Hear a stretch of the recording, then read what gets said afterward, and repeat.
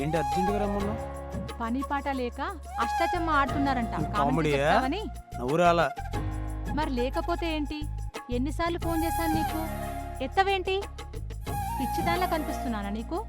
కాదు, పిటపిటలాడుతూ కనిపిస్తుంది. ఏంటి? ఆహా, అదే ప్రిన్సెస్లో ఉన్నా ఉంటుంది. ఆ మాటలకేం తక్కువ లేదు. నువ్వు ఫోన్ ఎత్తకపోయి ఉంటే పిచ్చిదాన్ని అయిపోయి ఉండేదాన్ని. నీ ప్రేమలో పీకల్లోతు కాదు, తలలోతు దాకా మునిగిపోయాను. నువ్వేమో పట్టనట్టు పొద్దున్న లేస్తే డుష్షుం డుష్షుమని వాయిస్తావు.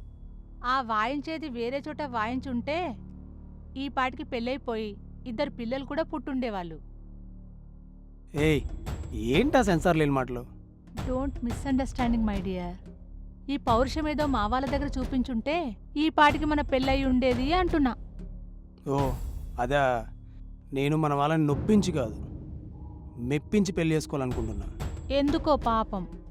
చూడు, ఈ రోజుల్లో చాలామంది యూత్ వాళ్ళ లవ్ కోసం 25 ఏళ్ళు అల్లారు ముద్దుగా పెంచిన తల్లిదండ్రులను వదిలేసి వాళ్ళు ప్రేమించిన వాళ్ళతో వెళ్ళిపోతున్నారు, కుటుంబాలను వదిలేస్తున్నారు.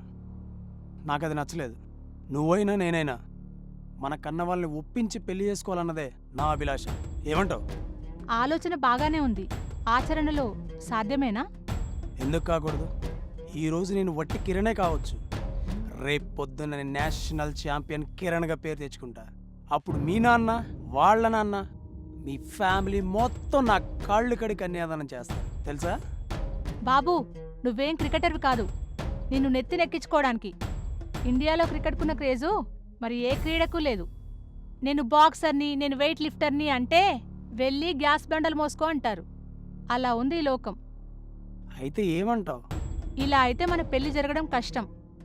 నీకేమో బాక్సింగ్ పిచ్చి, నాకేమో నువ్వంటే పిచ్చి, మా వాళ్ళకేమో క్యాస్ట్, డబ్బు, స్టేటస్ అంటే పిచ్చి.